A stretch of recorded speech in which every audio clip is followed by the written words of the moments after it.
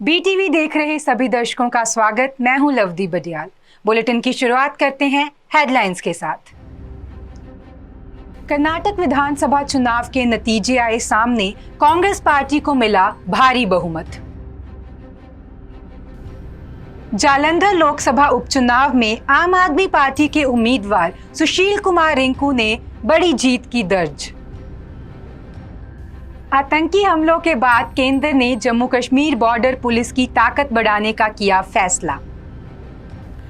सुबोध कुमार जायसवाल फिर बन सकते हैं सीबीआई के डायरेक्टर। अब खबरें विस्तार के साथ।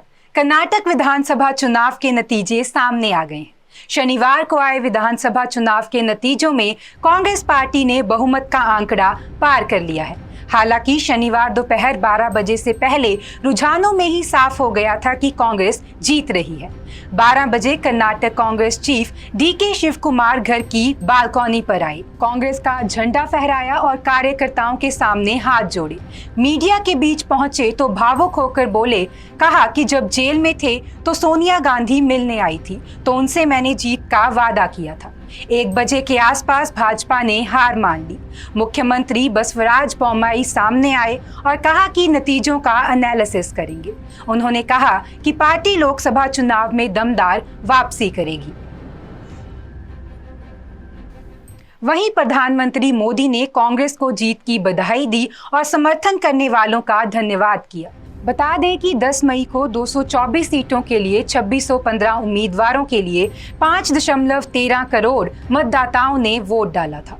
चुनाव आयोग के मुताबिक कर्नाटक में 73.19% मतदान हुआ, जो कि 1957 के बाद राज्य के चुनावी इतिहास में सबसे अधिक है।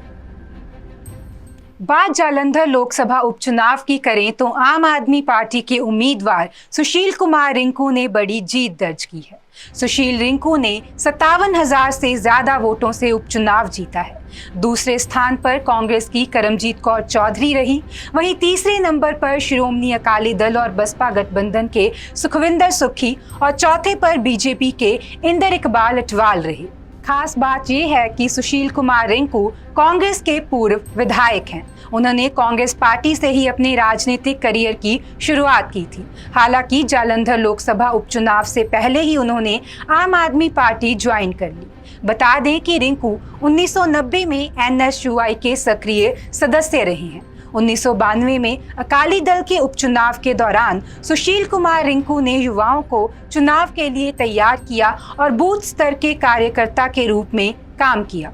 इसके बाद साल 1994 में सुशील रिंकू को डीएवी कॉलेज जालंधर में श्री गुरु रविदास की सांस्कृतिक सोसाइटी के अध्यक्ष के रूप में चुना गया था। इन्होंने साल 2002 में लोकसभा चुनाव के दौरान कार्यकर्ता के रूप में काम किया। इसके बाद वह कांग्रेस के वरिष्ठ नेताओं की नजर में आई। उन्होंने 2006 में निकाय चुनाव लड़े और वह पार्षद चुने गए। उन्होंने 2500 वोटों से जीत हासिल की। आम आदमी पार्टी को जालंधर उपचुनाव में जीत दिलाने वाले सुशील रिंकू ने कांग्रेस पार्टी की खूब सेवा की। बता दें कि उनका परिवार भी कांग्रेस से ही जुड़ा रहा। मीडिया रिपोर्ट्स के मुताबिक 1977 में आपातकाल के दौरान उनके पूरे परिवार को कांग्रेस पार्टी का समर्थन करने के लिए जेल में भी डाला गया था। बात जम्मू कश्मीर की करते हैं, जहां पुंछ और राजौरी में हुए आतंकी वारदातों के बाद केंद्र ने जम्मू कश्मीर बॉर्डर पुलिस की ताकत बढ़ाने का फैसला किया है। भारत पाकिस्तान बॉर्डर पर आतंकी घुसपैठ को रोकने के लिए 42 नई पुलिस चौकियां बनाई जा रही हैं। सेकंड लेवल की एंटी इन्फिल्ट्रेशन ग्रिड को मजबूत करने के लिए बनाई जा रही इन चौकियों में 600 से ज्यादा पुलिसकर्मियों की पोस्ट को मंजूरी दी गई है। गौरतलब है कि गृह मंत्रालय की तरफ से स्वीकृत 607 पोस्ट में sub inspector, assistant sub inspector, head constable और सिलेक्शन ग्रेड कांस्टेबल की पोस्ट शामिल है। बता दें कि बॉर्डर पुलिस पोस्ट इसलिए भी महत्वपूर्ण है क्योंकि यह जम्मू कश्मीर में एलओसी पर बीएसएफ और सेना के बाद दूसरे नंबर पर आती है। यह आतंकियों की घुसपैठ, ड्रोन की आवाजाही, ड्रग्स की तस्करी और आतंकियों की दूसरी एक्टिविटीज पर नजर रखने में मददगार है। बता दें कि बॉर्डर पुलिस पोस्ट का निर्माण जम्मू में सांबा, कठुआ, राजौरी और पुंछ जिलों और कश्मीर घाटी के बारामूला और कुपवाड़ा जिलों में किया जा रहा है। करप्शन और पेपर लीक के मुद्दे पर सचिन पायलट की जनसंघर्ष यात्रा का आज तीसरा दिन है। ये यात्रा सोमवार तक जयपुर जिले में चलेगी। पायलट की यात्रा राजधानी की तरफ बढ़ने के साथ ही उनके तेवरों में लगातार तल्खी बढ़ती जा रही है। वह लगातार पेपर लीक और करप्शन के मुद्दे पर सीएम अशोक गहलोत को घेर रहे हैं। पेपर लीक मामले में पकड़े गए आरपीएससी मेंबर बाबूलाल कटारा के घर पर बुलडोजर नहीं चलाने पर पायलट तंज कस रहे हैं। बीजेपी राज के करप्शन के खिलाफ कार्रवाई नहीं करने को लेकर भी रोज सवाल उठा रहे हैं। उनके भाषणों में सरकार को लेकर तेवर लगातार तीखे हो रहे हैं। सचिन पायलट की यात्रा 15 मई को जयपुर पहुंचेगी। जयपुर के महापुरा के आसपास सभा रखी जाएगी। यात्रा के खत्म होने के बाद सचिन पायलट अगले सियासी कदम के बारे में कुछ संकेत दे सकते हैं।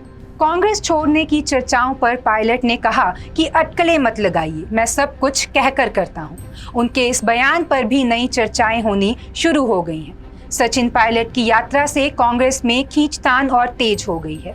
सीएम अशोक गहलोत खेमा यात्रा को अनुशासनहीनता बताकर गलत ठहरा चुका है। उधर पायलट ने यात्रा को किसी के खिलाफ ना होकर करप्शन के खिलाफ बताया है। सीबीआई डायरेक्टर के सिलेक्शन के लिए हाई लेवल मीटिंग हो सकती है। इसमें प्रधानमंत्री, सीजेआई और विपक्ष के नेता शामिल होंगे।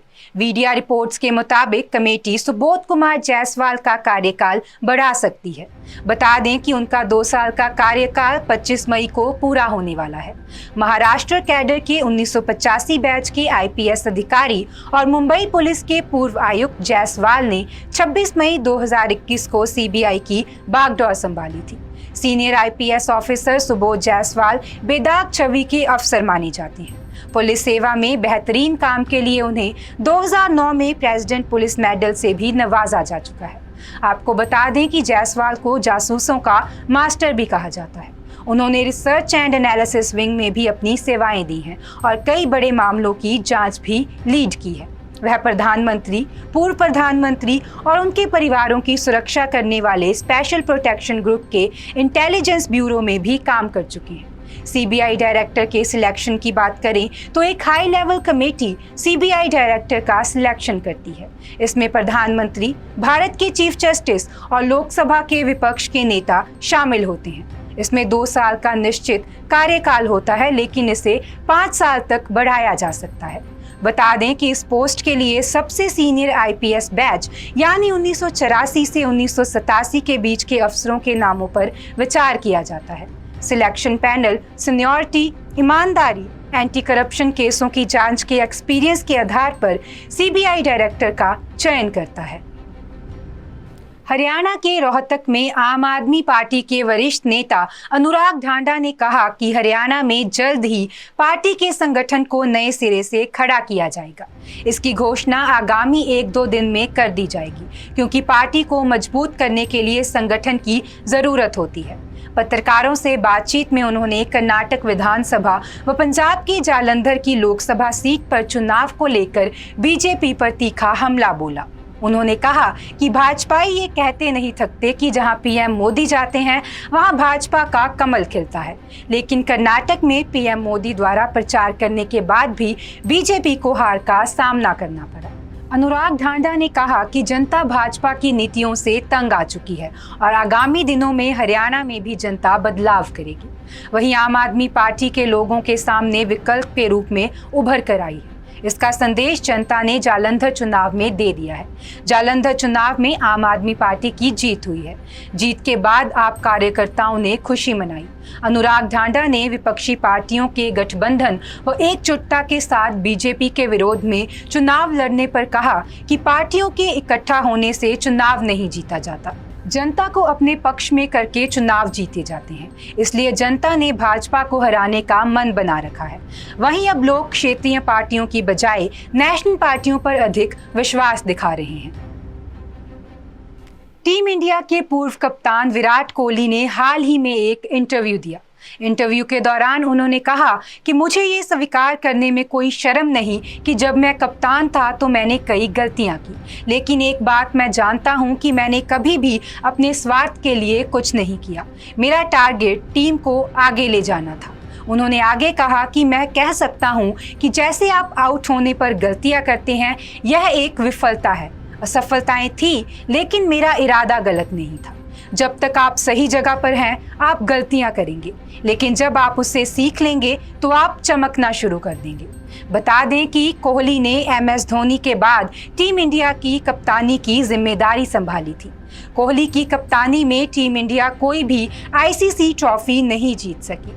कोहली को बतौर कप्तान काफी आलोचनाओं का सामना भी करना पड़ा।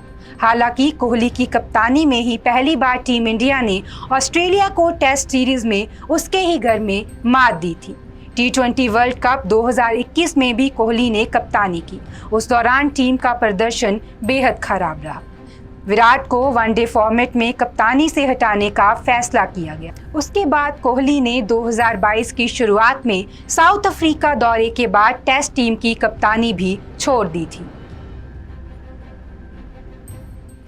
आज के बुलेटिन में इतना ही। आप देखते रहें BTV। Be positive, be yourself.